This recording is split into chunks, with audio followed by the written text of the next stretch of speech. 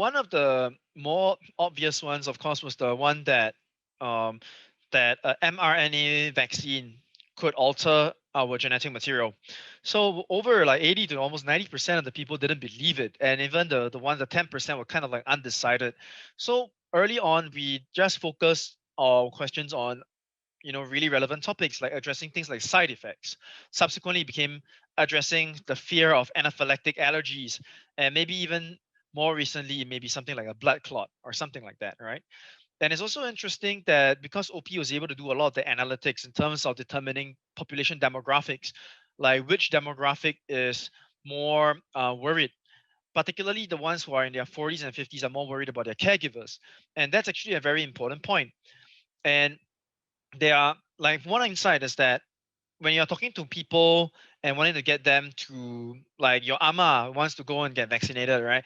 Telling them that some media celebrity or some politician got it, therefore you should get it, is not as effective as just saying, hey, many of your friends who are age 70 got it. And that actually was on the poll. Most people were of the opinion that, the media and politicians didn't matter as much to them.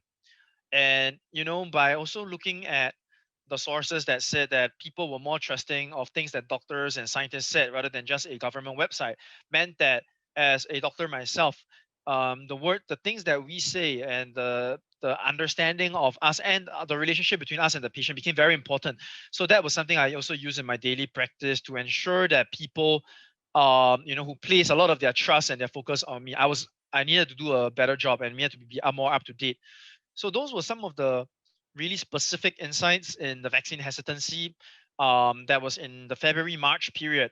And obviously now, even with these methodologies, we are currently seeing vaccine hesitancy for other classes of vaccines. So, for example, when you're on the ground and you launch OP, right, you find that people are less likely to question the Pfizer and Moderna vaccines, but they're more afraid of the Sinovac ones. How do we tackle that? And eventually, maybe they have a different set of questions, according to the real risks of Sinovac vaccine, and maybe a second OP poll may yield a completely different result.